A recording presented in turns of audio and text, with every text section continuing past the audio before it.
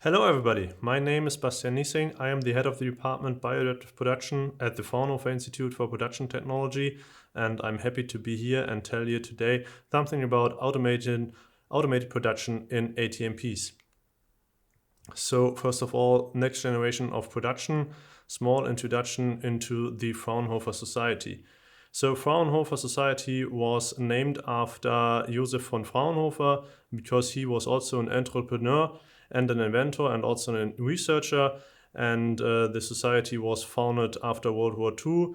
And we have an annual research budget of over 3 billion euros per year. And we are the largest society of applied research in the world. So we have more than 30,000 employees in Germany. We have about 3 billion euros of annual research budget, and 1/3 of this research budget is funded by directly funds from industry. So we really take our research and apply it to the industry. In Germany, we have 76 institutes so far, and we are also located all over the world. So we have many different entities in each country. We have at least one person who is responsible for Fraunhofer, and we have also independent affiliations all over the world.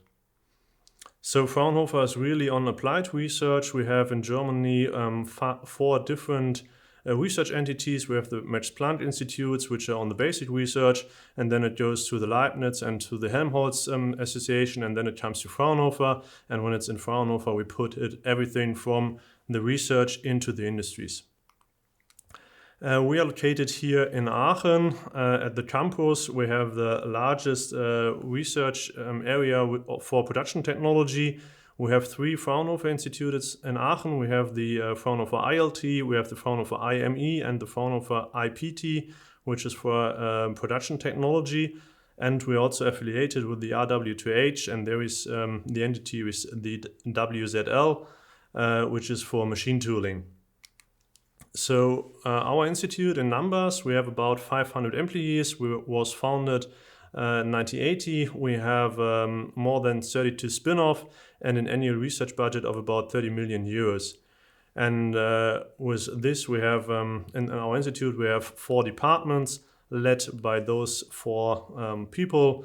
From left to right, it's Professor Bergs, Professor Schmidt, Professor Schuh, and Professor Brecher. And those 4 men also lead on the RWTH, the MTI, and the WZL.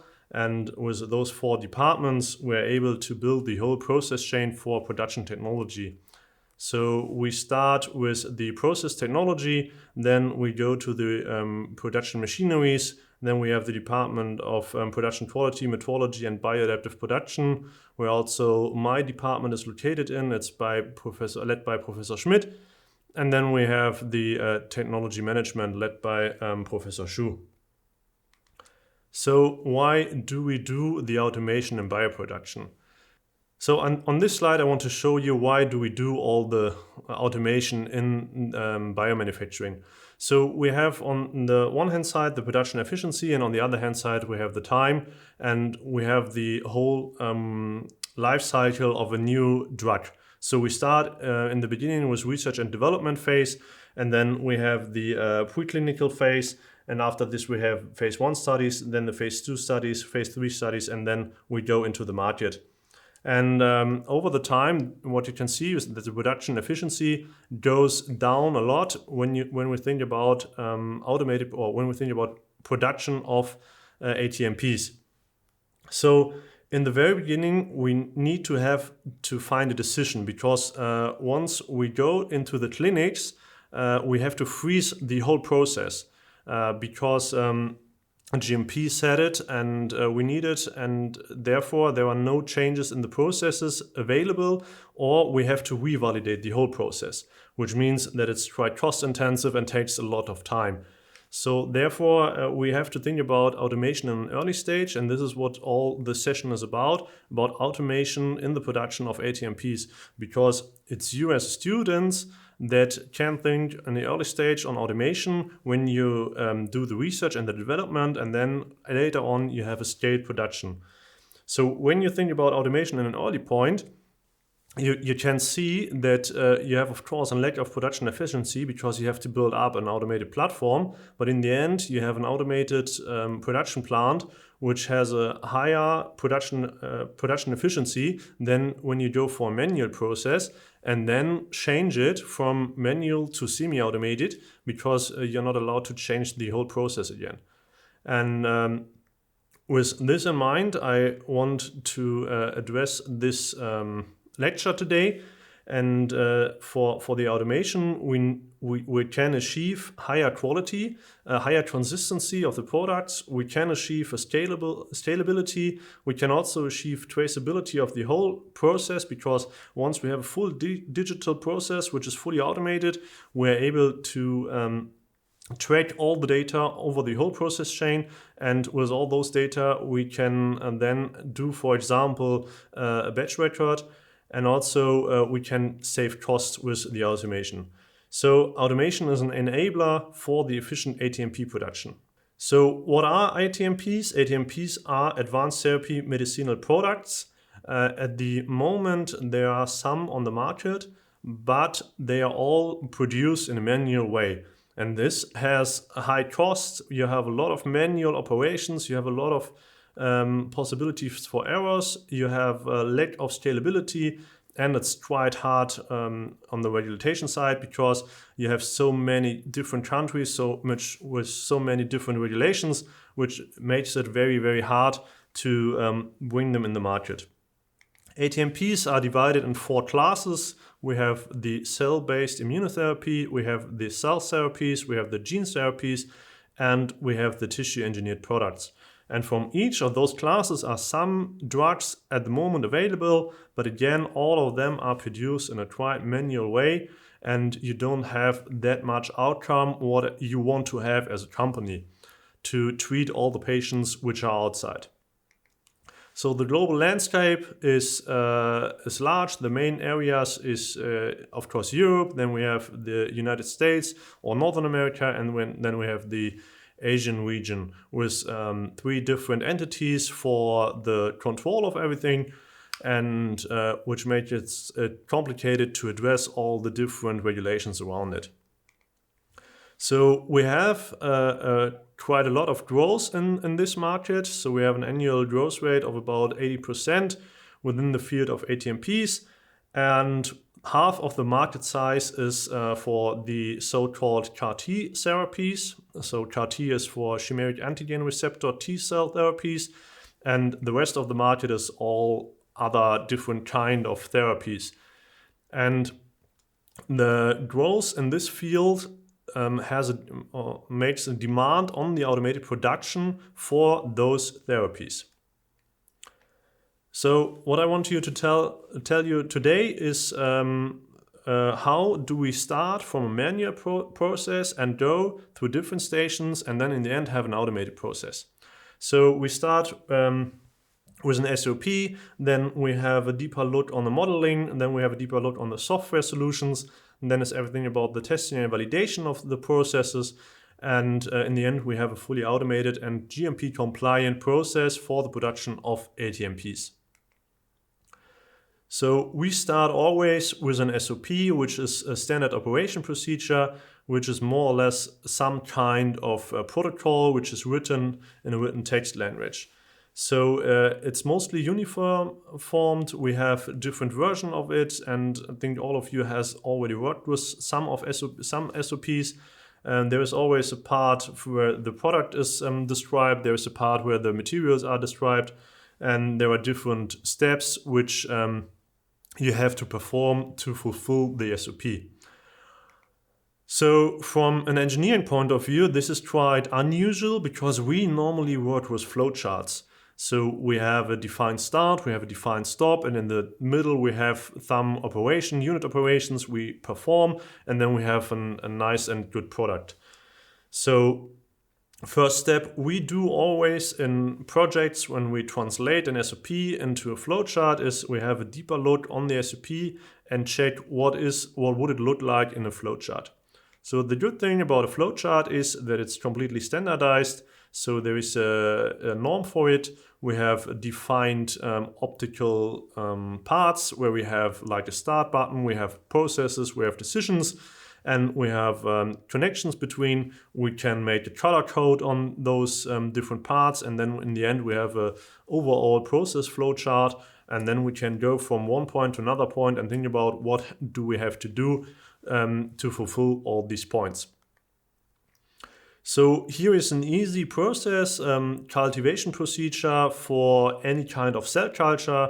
So we start always with the preparation. So for example, we have to coat something, then we have the seeding of the cells, then we have the media change because the cells stay in maintenance, and the growth phase, and in the end we have the harvest of the cells, which are normally our products. So when I start to translate it to an SOP, I have on the right hand side all the text, which tells me what I have to do, some kind of calculations I need to do. And when I go on the left hand side, I see that when I do it in a small flowchart, it's only thaw, count, seed, and supply. And when I want to translate this into a flowchart, I have to think about, okay, what kind of devices do I need and what kind of process steps are performed after another. So when I want to translate it, I go from the manual to a robotic system, and here I have many hurdles because often is written in an SOP something like shake gently or tilt soft or tilt smoothly or something like this, which is not able to be translated into a machine parameter, because a machine can only shake like 1 per minute or with a defined force or something like this. And also like tilting, I can set a degree, but I can't set like smooth tilting or something like this. So this makes life for us quite difficult, because in the SOPs normally is written something and you know what you have to do. Also, some kinds of, for example, opening and closing a tube. This is written in an SOP quite frequently, and you're normally used to open a tube or to close a tube, but when you do it in an automated way, it's quite difficult. And also, there could be some bottlenecks during transportation. Normally, you don't think about transportation because you have your two hands, you know what you want to do. You grab the things, put it from left to right and front to back. But when you have a fully automated system, you have to think about all the automation and all the movements and all the things the robotic arm has to do, and you have really to plan it. And then you have on the left-hand side the manual process, and on the other hand side the robotic processes. And once you have solved all those issues, you can even have a higher consistency of the quality. You can even have like it's a chance to have a higher quality, because you're able to do like 100% quality control with, for example, another kind of microscopy. You can parallelize your whole process, which is quite good for you, because you can do a lot more output in the same time, and you can of course work like 24/7, what in a manual system is hard to achieve. And once we translated all those steps from manual to a robotic system, we have a flow chart. So we start with a freezing process. We have a storage at negative 200 degrees. We take out the vials. So this is the first thing we have to think about. We have to unscrew the lid. And then we have the liquid handling device where we can plate the cells on the plate. And then we have a microscope where we have to think about the consecutive. So how often do I do it? How many images do I take? Do I want to have 100% quality control or only on single spots? And then I put the plate back to the incubator, and then I have to think about all the transportation steps. And then I go back to the microscope, do an analytics, and then have an evaluation of the confluency. And then I can decide if it is more than 80%, then I do harvest. If it's under 80%, then I do a media change, for example.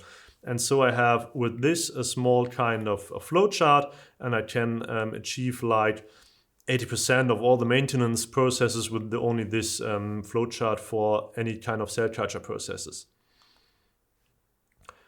So In general, automation is an enabler for an optimal and a repeatable production, but you always have to think about how and what do you want to automate and how do you want to do it and if it's really necessary and what are your aims.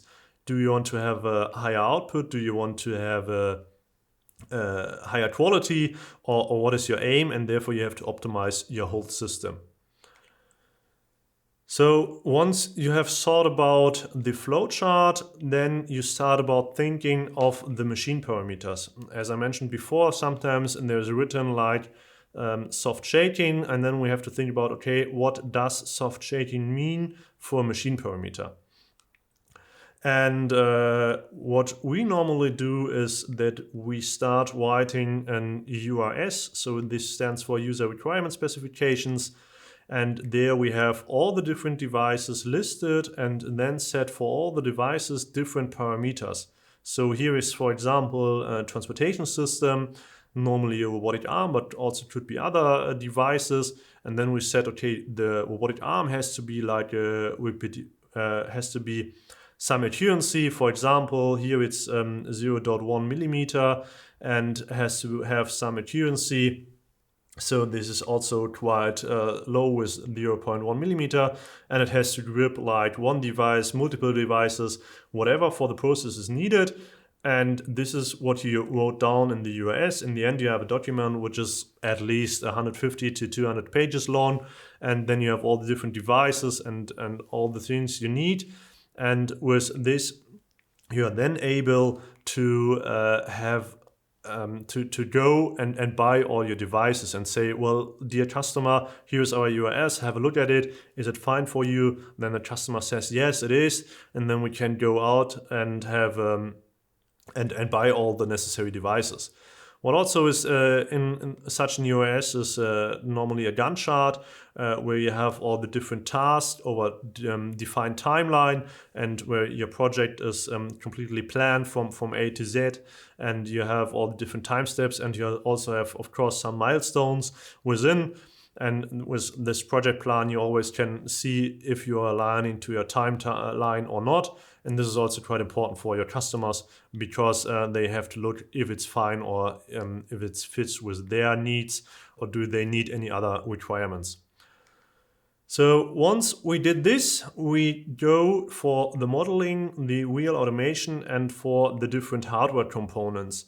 So there are a lot of hardware components available. We cluster them normally in those classes. So we have the transportation, we have the fluid handling, we have other devices, we have the tempering, we have the quality control, and we have the infrastructure. So everything around your cell culture system and your automated ATMP production. So I bring here a normal process for cell culture. So we have two start points. On the one hand, we can start from a tissue, and on the other hand, we can start from a vial, which it's in the freezer. And then we have to sort the cells, or we have to select the cells. Then we seed the cells and do the maintenance. So normally it's like liquid handling and media change. Once we have a specific cell density, we do the harvest. And in between, we can also do some differentiation because normally we work with stem cells. Then we do the quality control, and in the end we also have like temperature because we freeze the cell down in the end, and then we can store it. So the main part here is on the upper side of the slide, where you can see most of the steps are liquid handling. Quality control is always process dependent. Normally we use microscopy, but there are also other kind of quality controls which also need sometimes some liquid handling. Then we have some different kinds where we have to provide different temperatures. So we need to temperature things. We need, of course, some kind of transportation system because the subject has to move around, and then we need some infrastructure around it. And with all those, we're able to have a fully automated process, such like this process. And then we go and have a look on the available hardware devices on the market. So for the transportation systems, we have like different robotic arms, for example. We start with the SCARA robotic arms, which are normally used for pick-and-place operations. Then we have the 6-axis industry robotic arms. And then there are also available some levitating systems, which you can also see on this slide. So they work with magnetic force, and the big benefit on those systems is that they don't have any friction. And as we normally work in clean rooms, because everything has to be sterile, you don't want to have any friction, because then always are some particles. And so those levitating systems are quite good for us, because with this we're quite flexible, and also we're able to achieve non-linear processes, because when you have a belt system you only can go forward and backward, and when you have like a free floating system you can go to any station you want. So here we have different transportation systems. Then we always need a fluid handling system. There we also have different kind of systems. We have liquid handling units, so pipette robots, which can pipette fluids up to 5 ml and very precise. Then we have larger scale volumes where we normally use those peristaltic pumps. And then we also can construct like any other kind of pipette which are needed to pump higher volumes, for example. But always it's like on the process, we have a deeper look on the process, what kind of fluids have to be handled, how large are the volumes, and then you choose the system which fits the best for those unit operation. Then we have bioprinter devices, which are also available on the market. You have different sizes, you have different inks, and you have different mechanism how they work. So normally we use extrusion-based bioprinting units, but there are also some laser printer available which use the laser light to print the different cells. And there again, it's depending on the process, what kind of printer do you need, and also what kind of size do you want to print. So we have a project where we wanted to print cartilage tissue, and the project aim was to print a device which is 1 centimeter square. And then we do the calculation behind this and sort of about how many cells do we need, and how long does the printing actually take.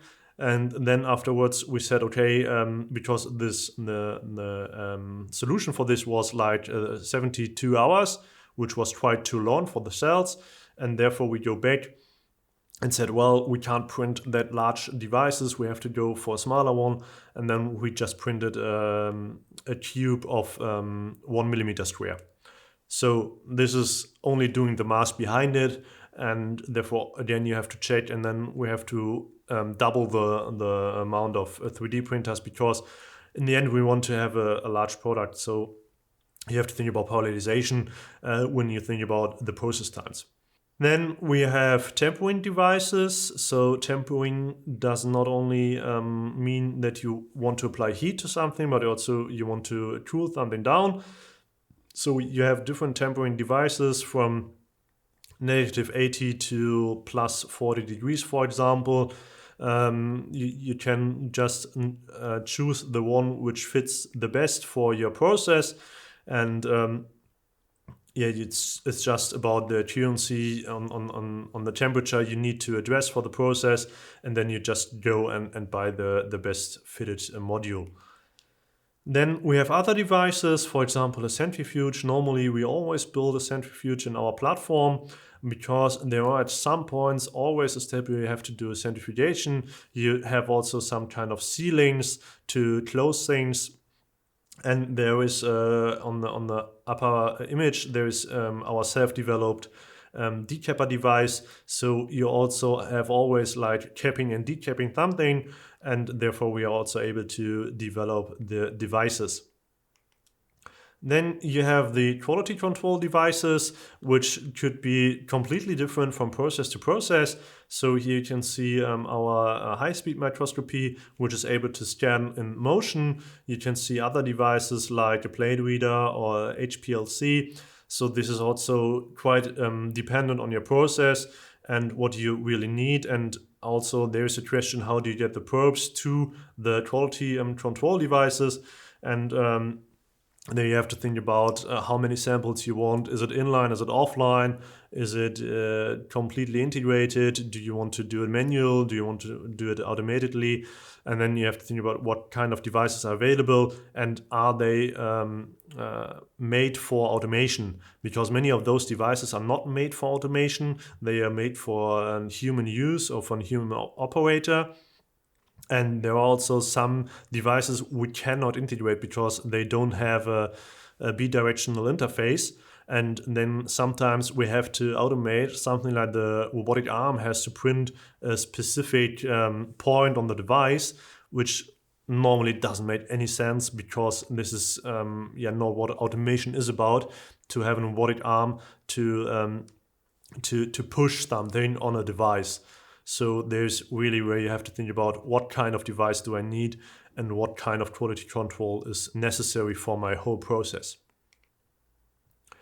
And then there is, of course, the infrastructure. You need a lot of infrastructure when we're talking about automated ATMP production. So first of all, you always need a clean room environment.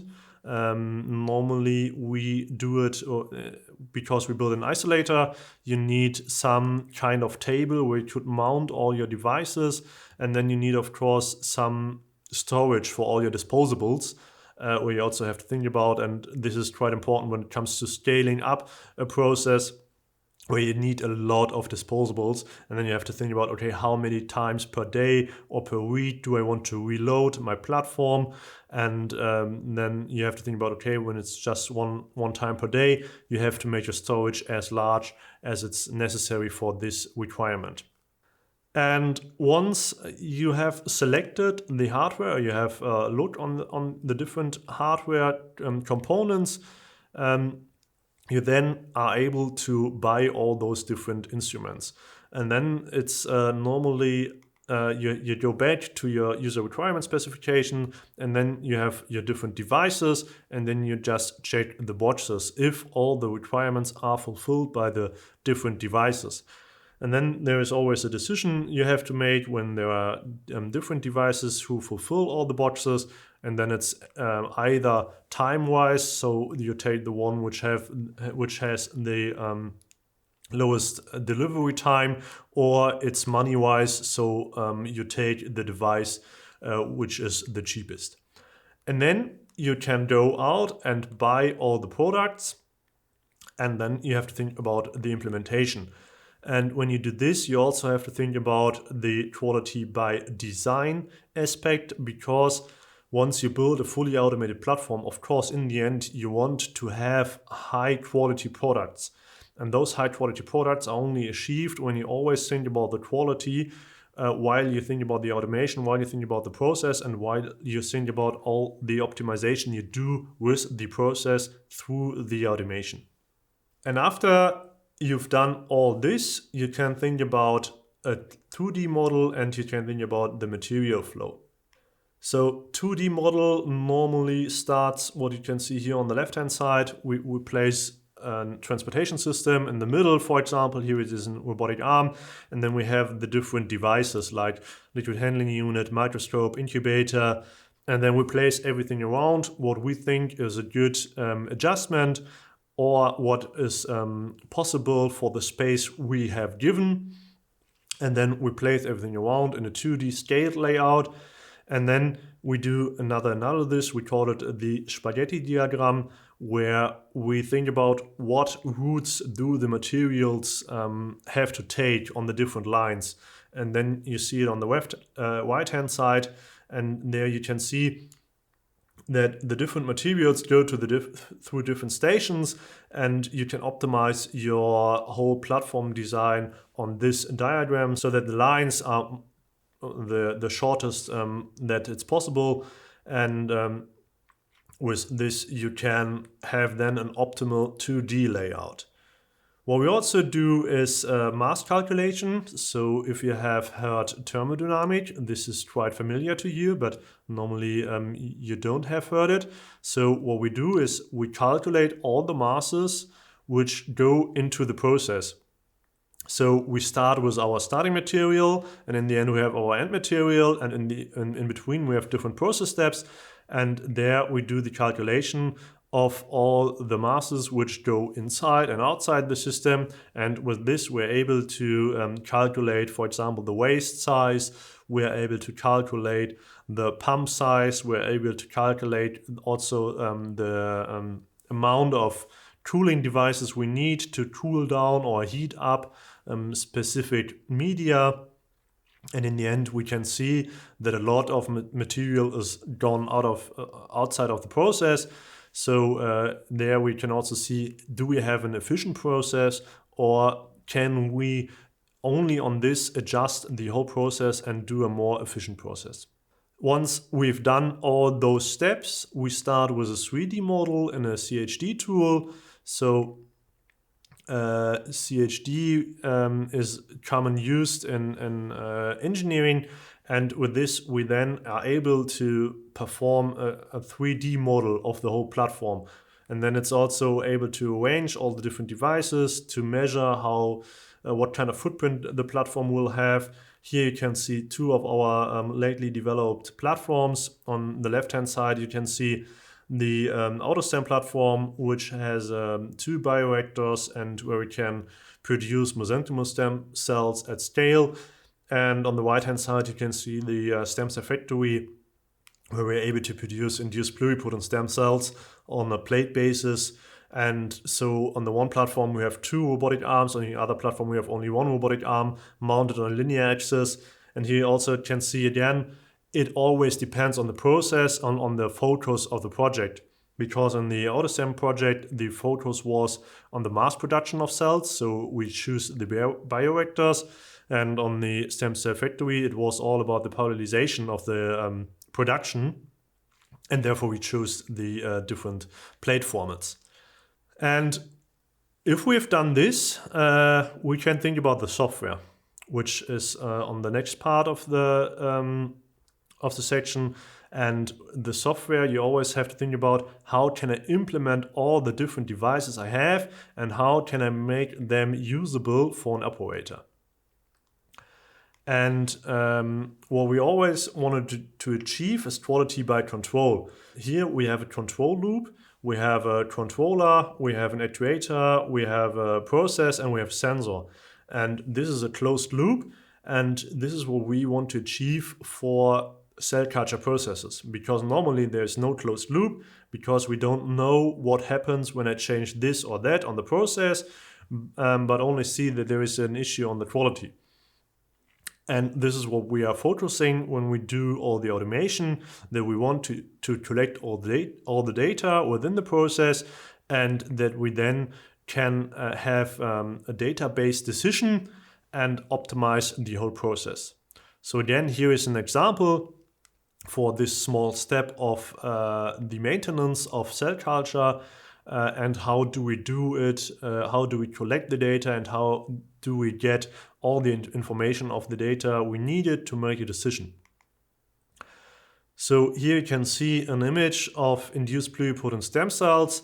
What we did is we made the quality control, so we scan the whole plate, we then detect the iPS cell culture, and what you can see here is with the red dot is the center of these different colonies.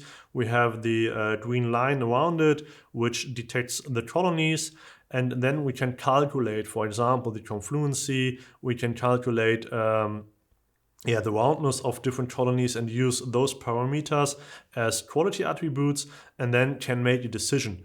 For example, do we want to harvest or do we want to make a media change?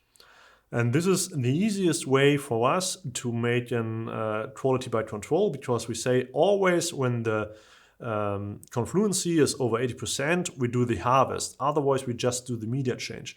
And then, of course, the process changes, because some cells grow faster, some cells grow not that fast, and therefore we adapt the whole process, because we don't do the harvest every second day, but we do the harvest when we have a value, which is the confluency over 80%. And then we achieve quality by control, And this is quite important for us because in the end, it's all about the patients and the patient's needs, and we want to produce high quality products for the patients. So what is also quite important to build the whole process chain in a software. So what does that mean? So it means that we have to address the interoperability. We have to integrate all the different devices into one interface.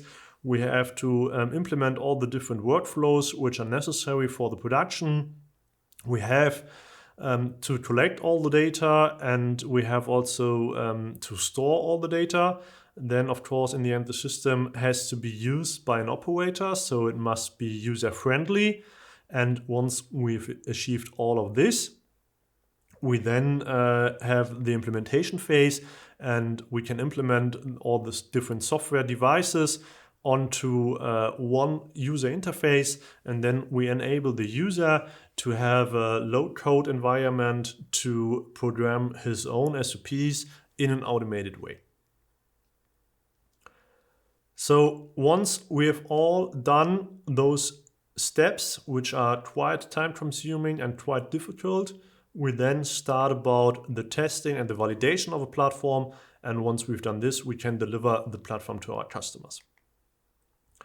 So how do we validate our platforms? So one point is the design of experiments, which I wanted to show you here. So with the design of experiments, we have a larger space, but when we want to go back to a smaller space, we start with the Ishikawa diagram, which I show you here. So Ishikawa diagram is a diagram which is often used by engineers, and where you have on the right-hand side the root cause, and on the left-hand side all the different effects which have affected your solution. So what we can see here is that the cells are quite unevenly distributed to the well of a cell culture vessel, and on the left-hand side you can see all the things that could happen and have an influence on this unequal distribution of the cells. And then you can have a deeper look on each of those different points and check your whole process again, if it's good or if it's bad, or what kind of influence does this have. And you have, with this kind of small diagram, a whole overview of the whole process chain and of the whole process. And when you have to do a deeper analysis of your process parameters, you use normally a design of experiment. So design of experiment is that you have different points with different parameters, and then you have to do all the different experiments with the different points, and I'd show it to you here. So here you have this formula, which is n is equal j high e, which means that you have a lot of experiments you have to do. So when you have a number of factors is 3 and the level of min-max is 2, you have like 8 experiments you have to perform. And when it comes to complicated processes with a lot of different parameters, you have to perform a lot of experiments. But once you have done this, you can make assure that you're working on optimum, because you find the optimal parameter set for your process. And also what you have to keep in mind when you do experimental validation of your process is that you have to think about your quality control devices, and if it's quite efficient to use it, or even if it's usable for the things you want to measure.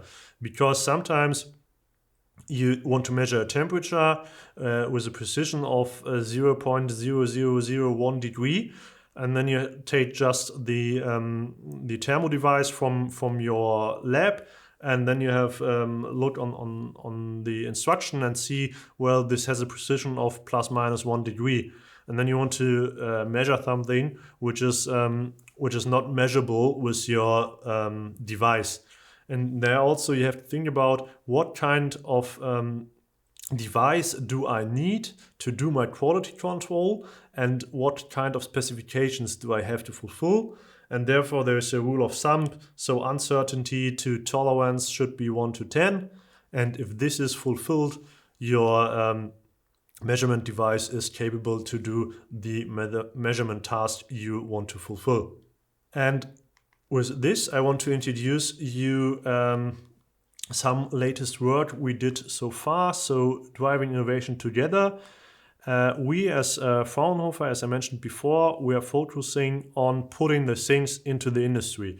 And what we did so far is that we have a collaboration with our collaboration partner, Höfliger, and with them we're able to build the whole process chain from lab into market, because we as a research institute are not allowed to build fully GMP compliant platforms and sell them to, for example, big pharma companies. But what we are allowed is to have to put our knowledge into Höfliger's machineries, and then they can build the platforms. And with this, we're able to then address the needs of big pharma industry. And therefore, our collaboration combines the ATMP process automation experts with the expertise in large-scale pharmaceutical production machines. And together we built the so-called Happy Cell Factory. So on the left-hand side, you see our platforms, and on the right-hand side, you see the platforms Höfliger normally build. And when we combine them, we have the Happy Cell Factory, which is a factory made for the production of CAR T cells. So we have different devices inside. We have on the front side, we have all the liquid handling performed, so the seeding, the harvesting, and also the transfection of the cells. And then we have on the back end side, we call it the different hotel rooms, where the cells then stay and can grow. And with this kind of platform, we're able to achieve 25 patients per day for the CAR T cell production, for example. So I did a small calculation, have a look on the numbers. So there are at the moment 5 different manufacturers which are producing CAR T cells, and those 5 different vendors has produced in the last 7 years about 35,000 CAR T cell therapies, which were then applied to patients. And when you do the calculation with our platform, which has 25 patients per day, and each of those companies would have such a platform, they just needed 9 months to produce those 35,000 doses. And also, what is then another big point, and which is quite important when it comes to the management, is this calculation. Each of those doses is sold for about 250,000 euros. And when you just calculate it with 25 patients per day, you have an annual budget of about nearly 2 billion euros, what you can sell to the patients. And this makes the revenue of such a platform quite fast. And this is quite important also for the management when you want to sell such a platform. So with our collaboration, we're able to make tailored solutions for any cell kinds. We are able to have a fully customizable product. We have fully automated manufacturing. We have one central interface. We have an integrated quality control, and we are fully GMP compliant. And with this, I really want to thank everybody, and I'm happy to have to answer any questions.